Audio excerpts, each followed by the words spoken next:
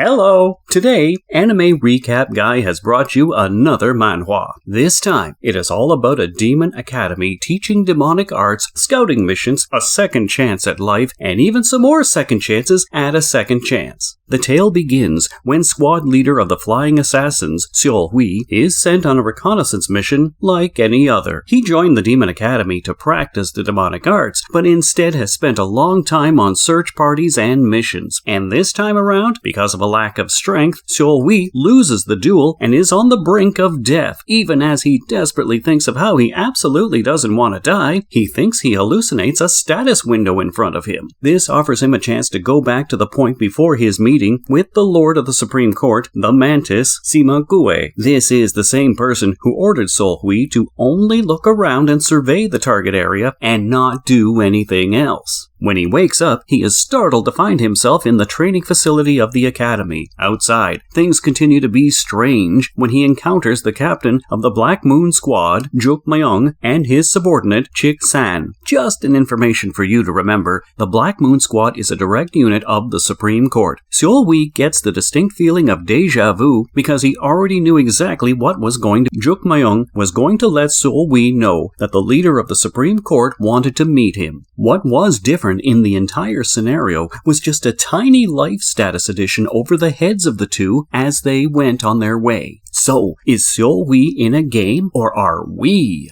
Seol Hui continues on his way to meet the leader on this bizarre day, still feeling goosebumps at the strangeness of it all. Exactly as he remembered it happening before, Seol Hui sees that the leader of the court of the holy deity is also present when he reports to Sima Gue. Anticipating to be sent on a mission with just a knife to defend himself, Seol Hui is surprised when he is asked if he would be interested in becoming clerk of the Cheon-il Library instead. Oh, this guy is baiting Seol Hui with exactly what he wants, a place that has numerous classified books on the demonic arts. Before Seol Hui can say anything for sure, the leader goes back to the original mission. Determined to avoid the mission, at the end of which lies his own death, Seol Hui is taken aback when time stops, and another status window appears in front of him with even more options this time around. As the time for decision-making slips by, Seol Hui chooses to receive another order, which unleashes the leader's anger upon Seol Hui in the form of demonic flames. Wow, dude just wanted to avoid death, and it seems like it followed him to this option instead. When Sima Gue stops the attack at the last possible moment, Seol Hui is taken aback when he realizes how close he was to dying by Hyuk Bai's sword. Who is Hyuk Bai, you ask? Well, she is responsible for Sima Gue's security, so quite definitely an important character here. Seeing his chance, Seol Hui somehow manages to convince Sima Gue that it wasn't his intention to infuriate his superior, but was instead concerned about the Mount Hua sect causing trouble. Acknowledging the expertise of the flying assassins, Sima Gue asks Seol Hui to carry out necessary surveillance of the area and hand over the information to his captain. Accepting his order of doom, Seol Hui takes his leave, but not before spotting a life status above Hyuk Bai's head. At the lake outside, Seol Hui tries convincing himself of the reality around him, no matter how strange and spooky it seemed to be. Seeing his reflection in the water, his status says that this was his last chance. Intriguing, as well as ominous. Okay, now that he has been assigned the mission that leads to death again, Seol Hui is determined to change something along the way just to change the final result. Right then, when he hears Chik San attempt to instigate him by mocking him, he decides to test out the meaning of the life status above Chik San's head. After an intense battle between the two, Seol Hui emerges victorious after having killed his opponent. Interestingly, Chik San's life status that said +2 life when he was living has now disappeared and seems to have transferred to Seol Hui, as his status now becomes second chance instead of last. Hold up. So, if Seol Hui were to kill Hyuk Bai, her +4 life would get transferred to him as well? Am I impressed? I guess I am. Grudgingly proceeding on his death mission, Seol Hui meets his captain, Chol Soo-jin. Reminding him to be careful of his surroundings, she asks him to report back to her once his team carries out a preliminary surveillance. Determined not to follow the same path as he originally did, Seol Hui leads his team past their destination, much to their their confusion. Just as they insist their distracted leader to head back soon, time stops again,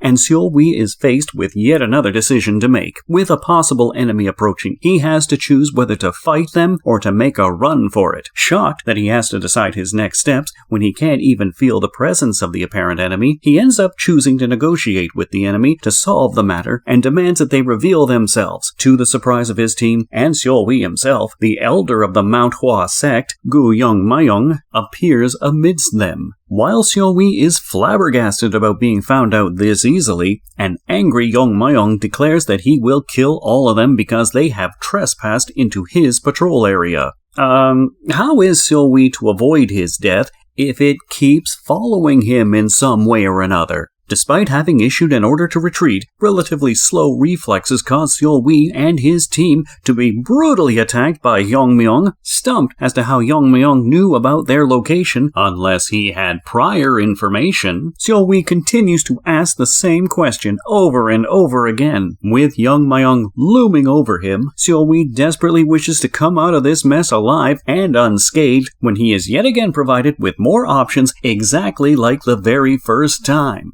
With no saved points, Seol-wi has about 10 seconds to decide between resuming and restarting.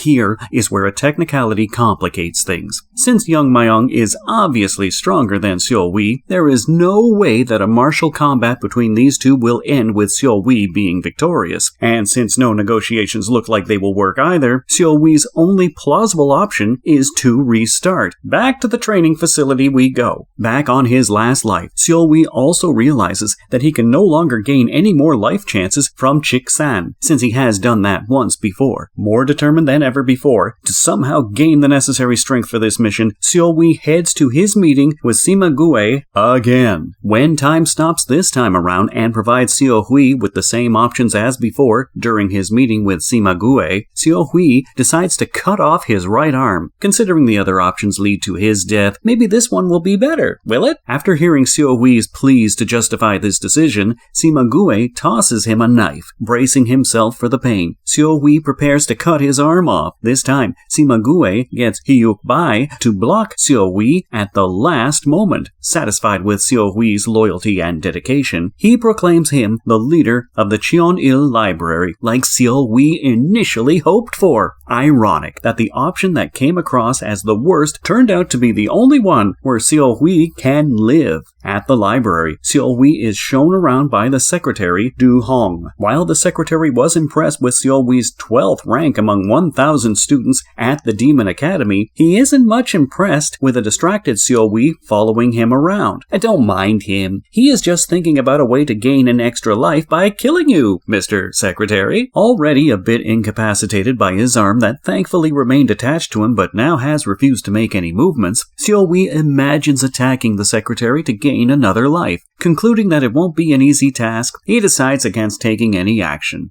Does anybody else feel like we're going to be witnessing a killing spree sometime later? Leaving Seol-hui with a gem of advice of not standing out if he wished to live long, Du Hong exits. After a long few hours of organizing books, one book in particular grabs Seol-hui's attention. Right about then, a status window appears, inquiring about his choice of martial arts. With the coveted higher levels locked for Seol-hui, he opts for the white fluorescent demonic art and acquires a book named The Three Primary Excellences. He also proceeds to participate in a demonstration of sword skills made by a shadow. There is a lot that Seol-hui doesn't know about whatever it is going on here, but he sure is taking all of it in his stride for an opportunity to survive. Seol-hui continues to train hard for a month and even progresses to combat skills and footwork in addition to the sword skills. One day at the library, his thoughts about killing Du Hong for an extra life are interrupted by the entrance of a newcomer. Aside from his obvious good looks, the more important thing to note here is that he has 10 lives. Not even Hyuk-bai had that many. I'm thinking we need to be wary of this guy. Time stops suddenly when he asks Seol-hui if he has seen the Three Primary Excellences book, and 2 options appear.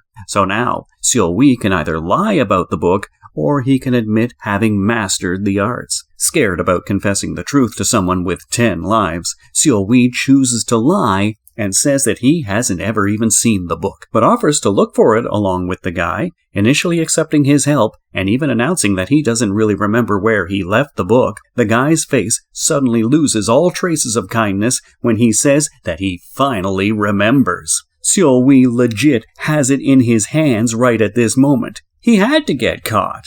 Realizing that Seol-wee was freaking out at the accusation, Mr. 10 Lives bursts out laughing and clarifies that he was indeed just joking. Dude, seriously. Introducing himself as Bu Il-ji, he then confirms whether the leader assigned Seol-wee to Cheon-il, and also expresses his disgust at Seol-wee's right arm rendered useless because of the leader. Okay, whose side is this guy going to be on? Seol-wee's troubles seem to end as Il-ji makes to leave, but then it takes the form of 3 replies. This is really getting tiring now, since 2 of these options include an honest confession and a cheeky retort. Seol-wee has to end up asking if Il-ji was the Earth Demon, the 4th disciple of the Heavenly Demon. Taken aback, Il-ji admits to indeed being the Earth Demon. So, powerful in martial arts and definitely a monster. Okay, great. For some crazy reason, Seol-wee's remaining options appear again, and he is made to confess about having mastered the white fluorescent demonic arts. Wait,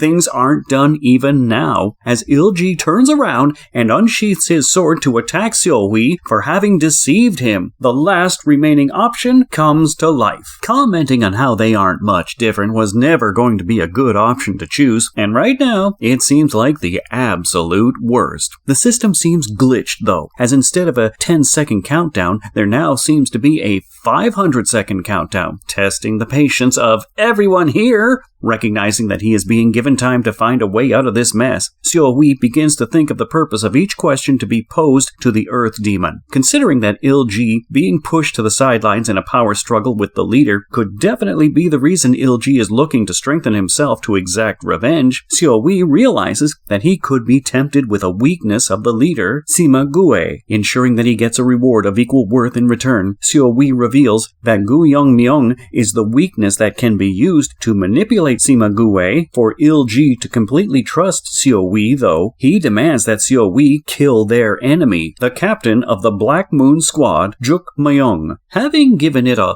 lot of thought, Seol-wee decides to kill Juk-myeong at his weakest moment, that is, when he visits the toilet. I am not really sure where this is going, but any plan that involves hiding in a toilet doesn't really sit well with me. Armed with his knowledge of the white fluorescent demonic arts, Seol-wee is surprised when he unlocks the great ship's sword to cause maximum damage. His body begins to move of its own accord, and a bright flashing attack causes the toilet to explode and Juk-myeong to suffer 1,404 damage points. That's all of his health. Mission already accomplished? Equipped with yet another life to his tally, Seol-wee wonders whether he should tell Il-ji the whole truth about Juk-myeong's death. Since he hasn't been able to fully figure out Il-ji, Seol-wee decides to be partially honest till he can trust the guy. Presenting himself to the leader, Seol-wee admits to having killed Juk-myeong, as ordered by the Earth Demon. Purely to provide bait, Seol-wee then proceeds to ask the details about the next meeting between the leader and Young-myeong. Since anyone from the Demon Academy communicating with someone from another faction is deemed treason, Seol-wee is on the lookout for evidence as to how Young-myeong knew of their mission beforehand. Shockingly, the leader lets Seol-wee know that he plans to meet Young-myeong